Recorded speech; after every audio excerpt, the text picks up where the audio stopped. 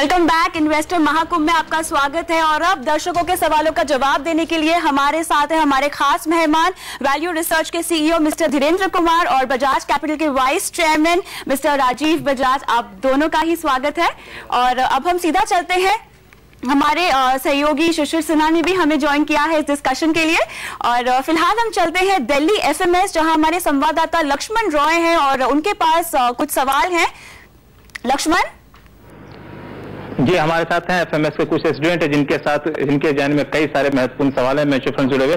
सबसे पहले सवाल लेने की कोशिश करते हैं आपसे। आप क्या पूछना चाहेंगे? आप मेरा सवाल है इन्वेस्टर्स म्यूचुअल फंड के बारे में कैसे रेटिंग्स की जानकारी प्राप्त करें, और सबसे बड़ी सवाल ये कि उनके म्यूचुअल फंड्स में जितने भी परफॉर्मेंस होते हैं, पास्ट परफॉर्मेंस के अलावा आगे और किन किन चीजों पे उनका ध्यान वो करें ताकि सही जानकारी प्राप्त होने। मेरे ख्याल से ये सवाल आपके लिए एक ये सबसे इम्पोर्टेंट सवाल है कि म्यूचुअल फंड लोगों के ज़िंदगी को आसान बनाने के लिए बनाया गया था और प्रॉब्लम ऑफ प्लेंटी हो गया है। ढेर सारे म्यूचुअल फंड हो गए हैं और उनका चुनाव कैसे किया जाए। और जब चुनाव करने की बात आती है तो हम सीधा अक्सर देखा गया है कि पिछले कुछ दिनों में फंड का प्रदर्शन कैसा रहा है, वो सबसे बड़ा आधार होता है जिसके वजह से लोग फंड का चुनाव करते हैं।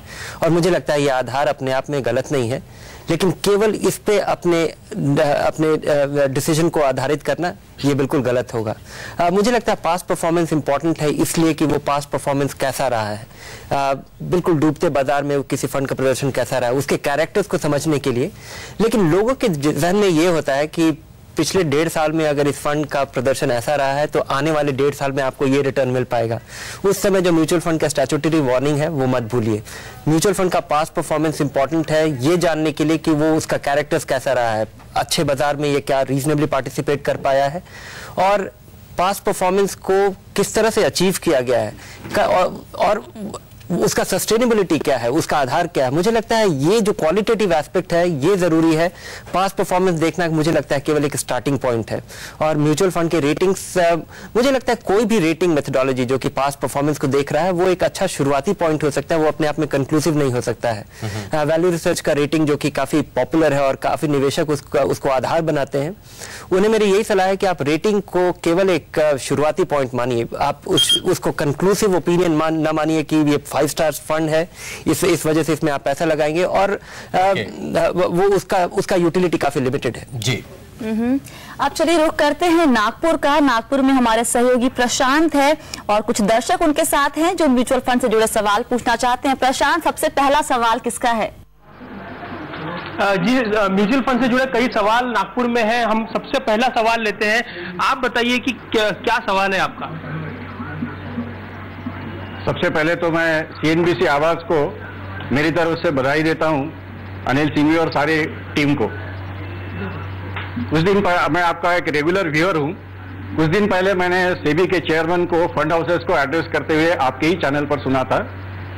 उन्होंने ये कहा था कि सारे फंड हाउसेस जो है कुल मिलाकर 3 से 4 हजार प्रोडक्ट्स लॉन्च करते हैं और एक रिटेल इन्वेस्टर को ये बहुत कठिन होता है सही प्रोडक्ट चॉइस करना।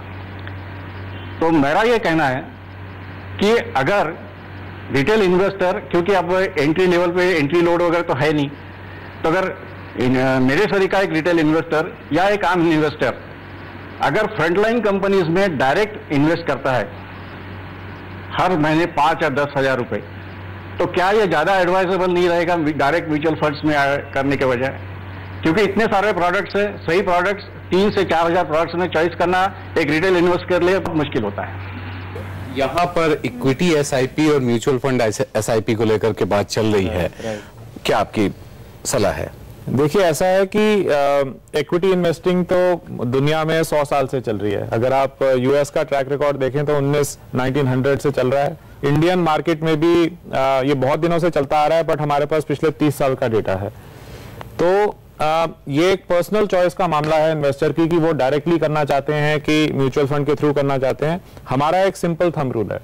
थंब रूल ये है कि अगर आपके पास दिन में 2-3 घंटे हैं टाइम स्पेयर करने के लिए, वैल्यू रिसर्च की साइट पर जाके फंड्स की रेटिंग देख के, और हजारों फंड्स हो गए हैं अब, उसमें से आप सब सिलेक्शन करें, debt fund, equity fund, gold fund, तो आप उसमें सिलेक्शन खुद कर सकते हैं। तो मतलब आप फिर आप डायरेक्टली जाके खरीदिए, नहीं तो आप एक फाइनेंशियल एडवाइजर को चूज करिए और वो आपको फंड सिलेक्शन में हेल्प करेगा। But the main point is कि डायरेक्ट इक्विटी वर्सेस फंड्स, वो इन्वेस्टर फाइनेंशियल एडवाइजर के पास जाने से पहले भी हमारे को ये चॉइस करनी है कि डायरेक्टली इक्विटी में जाना है कि म्यूचुअल फंड के थ्रू।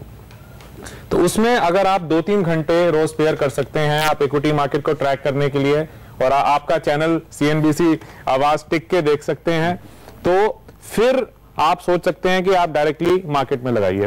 बट जब भी डाउट में है, टेक द मिडिल पाथ। आप कुछ अगर 10,000 रुपए हैं, 5,000 खुद लगा के देखिए, 5,000 म्यूचुअल फंड के लिए, जो भी बेटर करे उसमें आप। जी, इसी के साथ हमारे एक दर्शक फोन लाइन पर जुड़े हैं हमारे साथ। कृष्णा गुप्ता है हमारे साथ नई दिल्ली से। कृष्णा, पूछिए अपना सवाल, क्या जानना चाहते हैं? Hello, thank you very much for educating India first of all.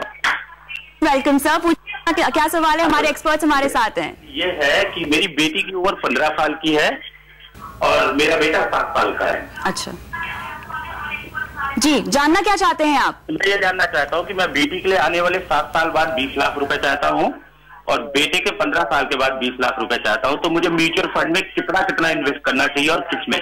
ठीक है, मुझे आपके लिए बेटी के लिए जो 7 साल है वो मुझे लगता है काफी कम समय रह गया है, पहले से भी इकट्ठा करना चाहिए था, लेकिन जब से भी आप शुरू कर पाए, मुझे लगता है राजीव इसका बेहतर जवाब दे पाएंगे। लेकिन एक चीज मैं बताऊं कि आपके बहुत जो गोल्स का जो डिवीजन है कि कुछ नेगोशिएबल गोल है और कुछ नॉन नेगोशिएबल गोल्स हैं, और जो नॉन नेगोशिएबल गोल है जैसे कि अगर आपके बच्चे को पढ़ाई के लिए जाना है, आपके मकान खरीदने का जो डिसीजन है वो 1-2 साल आगे पीछे किया जा सकता है, उसमें कुछ फेरबदल की जा सकती है, लेकिन बच्चे को जब कॉलेज में जाना है तो तब उसको जाना ही है, और जब उसको जाना है और उस समय जब आपको पैसे की जरूरत होगी तो वो पैसा लार्जली फिक्स्ड इनकम में आ जाना चाहिए। तो आपके पास आपको 7 साल के बाद अगर पैसे की जरूरत है तो मुझे लगता है कि 5 साल 5.5 साल के बाद आपके पास वो बैंक में आने का इंतजाम कर लेना चाहिए। ओके, राजीव शायद आपको करना चाहिए। हाँ, बेसिकली क्या है कि आपको एक फाइनेंशियल प्लानर के साथ बैठना है। हमारे माइंड में कंप्यूटर नहीं लगा, अगर आप हमारे साथ कंप्यूटर पे बैठे तो हम आपको 5 मिनट में कैलकुलेशन करके बता दें कि आपको 4,500 महीने एक बेटी के लिए करने और ऐसे पता है, लेकिन अगर कुछ ऐसे एवेन्यूज बता सकें। बेसिक एक नुस्खा ये है कि अगर जितना आपके पास टाइम ज्यादा है उतना आप रिस्की एसेट क्लास ले सकते हैं, इक्विटी की जैसे, प्रॉपर्टी के जैसे, और जितना आपके पास टाइम कम है आपको सेफ्टी की तरफ जाना है, आप बैलेंस फंड में जाइए जिसमें पार्ट इक्विटी पार्ट डेट होता है, और अगर आपके पास 5 साल से कम समय है तो आपको सारा पैसा फिक्स्ड इनकम में शिफ्ट करना पड़ेगा। आपकी इसका मतलब रिटर्न कम होती जाएगी, बट आपको सेफ्टी की तरफ मूव करना है। ओके, राइट, चलिए लेते हैं अगला सवाल। रुक करते हैं फिर से नई दिल्ली का। दिल्ली FMS से लक्ष्मण हमारे सहयोगी वहां पर है कुछ स्टूडेंट्स के साथ। लक्ष्मण, अगला सवाल कौन पूछ रहा है? आइए सर, अगला सवाल इनका, आप क्या जानना पूछना चाहेंगे? मैं पूछना चाहूंगा कि एक आदमी को अपनी कमाई का कितने % हिस्सा म्यूचुअल फंड में इन्वेस्ट करना चाहिए? नहीं, मैं एक चीज क्लैरिफाई करना चाहूंगा कि म्यूचुअल फंड अपने आप में कोई एसेट क्लास नहीं है। म्यूचुअल फंड अलग अलग तरीके के हैं, और एसेट क्लास ब्रॉडली मेरे ख्याल से तीन एक आम निवेशक के लिए 3 ब्रॉड एसेट क्लास है जिसमें कि आपको पार्टिसिपेट आपके लिए जरूरी है, और वो आपको किसी तरह का रेवेन्यू स्ट्रीम या किसी तरह का कैपिटल अप्रिसिएशन आपको देते हैं, जो कि इक्विटी, फिक्स्ड इनकम और रियल स्टेट, और इन तीनों का ही आपके पास ब्रॉड यूटिलिटी है। अब आप इसको म्यूचुअल फंड के जरिए आप उसको अचीव करते हैं।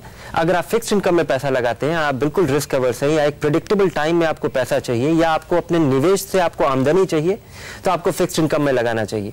अब वो फिक्स्ड इनकम का जरिया क्या है? वो पोस्ट ऑफिस का MIP भी हो सकता है, वो एक बॉन्ड फंड भी हो सकता है। अगर आपके पास समय है, अगर आपके पास इंक्लिनेशन है, और अगर आप इन टाइम इन्वेस्ट कर सकते हैं और आपको मजा आता है, और आपको कॉन्फिडेंस है कि आप इक्विटी का एक अच्छा डाइवर्सिफाइड पोर्टफोलियो और बिल्ड कर सकते हैं और उसको आप मॉनिटर कर सकते हैं, आप इक्विटी पोर्टफोलियो खुद बिल्ड करें।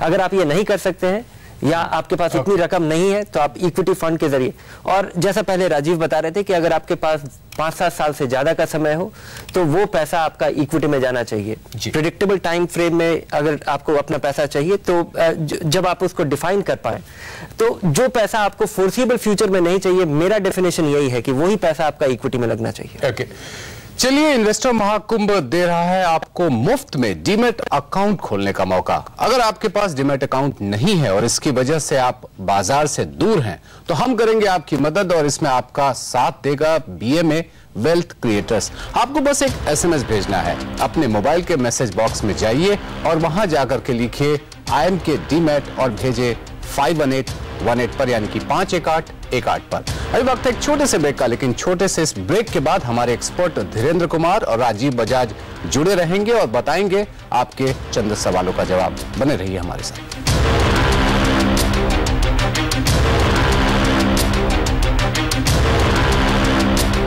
इन्वेस्टर महाकुंभ का 5वां सवाल है, म्यूचुअल फंड में SIP क्या होता है? A. Social investment plan, B. Systematic investment plan, C. Simple investment plan. जवाब देने के लिए टाइप करें IMK 5 स्पेस देकर A, B या C में से कोई एक लिखें और इसे 51818 पर भेज दें। भाग्यशाली विजेता को मिलेंगे 50,000 रुपए के सोने के सिक्के।